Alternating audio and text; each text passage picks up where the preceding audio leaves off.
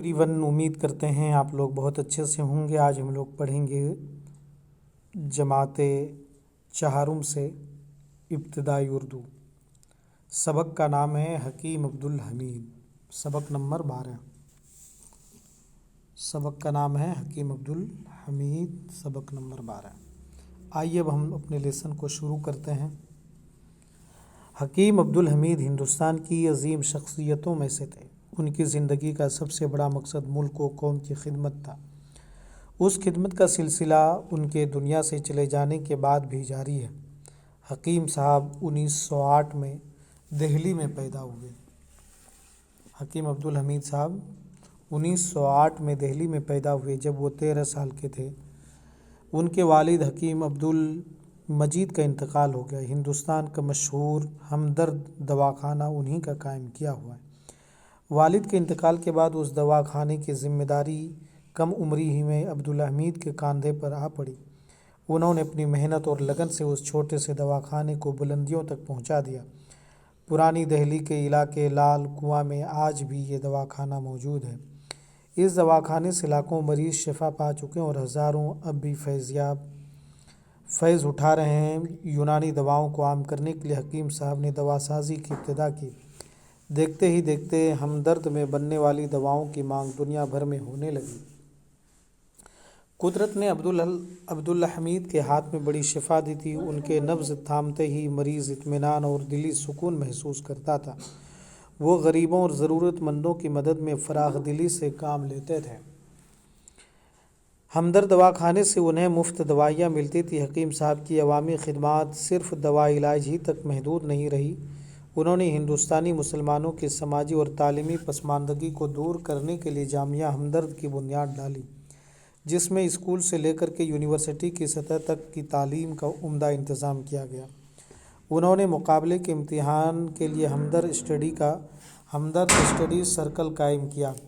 اس سے فائدہ اٹھا کر بہت سے طلباء سول سروسز یعنی اعلیٰ سرکاری عہدوں کے امتحانات میں کامیاب ہو چکے ہیں۔ انہوں نے اردو کی ترقی اور علمی ادبی سرگرمیوں کے لیے بسی حضرت نظام الدین اولیاء میں غالب اکیڈمی قائم کی۔ حکیم صاحب کے مزاج میں بہت زیادہ سادگی تھی۔ مال و دولت کے باوجود وہ ایک چھوٹے سے کمرے میں رہتے تھے۔ اس کمرے میں صرف ایک چٹائی تھی، ایک میز، ایک کرسی، ایک ٹیبل، ایک لیمپ، چند برتن اور ایک صندوق تھا۔ آرام و آرائش کا کوئی سامان نہ تھا۔ اکثر فخر سے کہتے کہ میرا یہ جوتا 15 سال پرانا ہے۔ لباس اس کا بھی کچھ ایسا ہی تھا۔ کھانے پینے میں بھی سادگی برتتے تھے۔ اس سادگی نے ان کی شخصیت کو پر اثر بنا دیا۔ حکیم صاحب بہت کم بولتے تھے، غیر ضروری باتیں بالکل نہ کرتے تھے۔ جو بات کرتے مکمل اور جامع ہوتی تھی۔ ان کی ذات باتیں کم اور کام زیادہ کی روشن مثال تھی۔ ایک پروگرام میں لوگوں نے ان سے تقریر کرنے کی درخواست کی۔ حکیم صاحب نے فرمایا، میں صرف اتنا کہنا چاہتا ہوں کہ میں آج بھی صبح سویرے سے رات گئے تک کام میں مصروف رہتا ہوں۔ کم سے کم نوجوانوں کو میں یہی رائے دوں گا کہ وہ اتنا عرصہ ضرور کام کریں۔ حکیم صاحب انسانوں کے درمیان تفریق کو مٹا دینا چاہتے۔ چھوٹا ہو یا بڑا، غریب ہو یا امیر، وہ ہر ایک سے یکساں اخلاق سے پیش آتے ہیں۔ ہمدرد کے ملازم کی ایک بار پکنک ہوئی۔ حکیم صاحب بھی اس پکنک میں شریک تھے۔ بے تکلفی کا ماحول تھا۔ وہ کچھ کھا رہے تھے۔ کھاتے کھاتے اچانک پیچھے کی طرف مڑ گئے۔ معلوم ہوا کہ ان کی پیٹھ ڈرائیور کی طرف ہو رہی تھی۔ انکساری اور صبر و قناعت، خود اعتمادی، لگن، محنت اور وقت کی پابندی ان کی شخصیت کی نمایاں خوبیاں تھیں۔ ان کی خدمات کے اعتراف میں حکومت ہند نے انہیں پدم شری اور پدم بھوشن کے اعزازات سے نوازا۔ حکیم عبدالحمید کا انتقال 22 جولائی 1999 کو ہوا اور انہی کی قائم کردہ یونیورسٹی جامعہ ہمدرد میں انہیں دفن کر دیا گیا۔ ادھر الفاظ ہیں اور ادھر اس کے معنی ہیں۔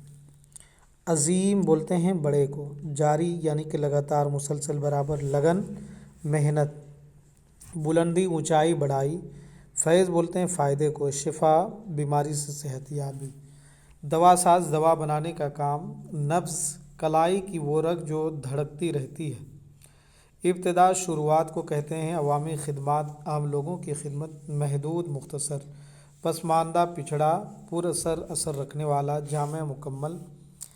यकसा बोलते हैं एक जैसे को बेतकल्लुफ़ी, बिला झिझक को कहते हैं। इनकिसारी, आजिज़ी और ख़ुद को कमतर समझना। क़नाअत, थोड़ी चीज़ पर राज़ी और खुश रहना, जो मिल जाए उस पर राज़ी रहना। सब्र, बर्दाश्त और ज़ब्त को कहते हैं।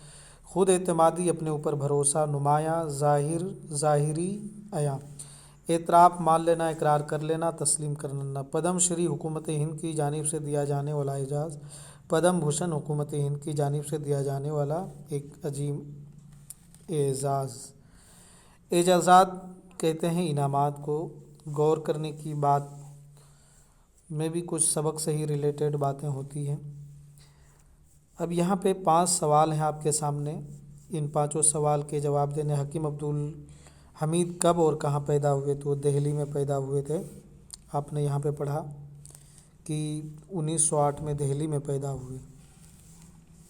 इसी तरीके से आपको सारे सवालों के जवाब देने हैं।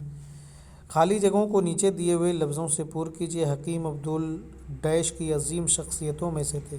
हिंदुस्तान की अजीम शख्सियतों में से एक थे। इस तरीके से पांचों को इन अल्फाज के ज़रिए पूर्ण करना है। इन लफ्ज़ों से जुमले बनाना है। नब्ज़, मुफ्त, मसरूफ़, अखलाक, पिकनिक, लगन, सादगी। इन लफ्ज़ों के वाहिद लिखिए।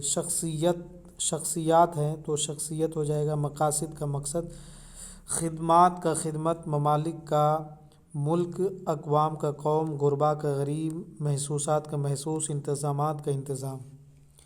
नीचे लिखे हुए जुमलों को नकल करना है। इन लफ्ज़ों के मुतज़ाद लिखना है।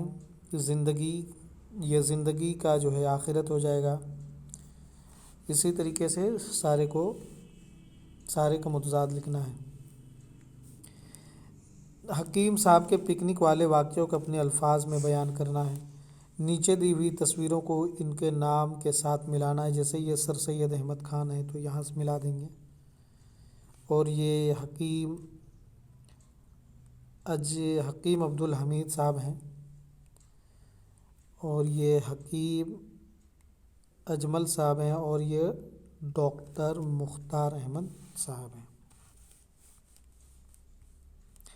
तो दोस्तों, हकीम अब्दुल हमीद साहब का ये लेसन आपको कैसा लगा आप हमें कमेंट करके बता सकते हैं। और कोई अल्फाज, कोई सवालात हो तो आप हमें कमेंट करके पूछ सकते हैं।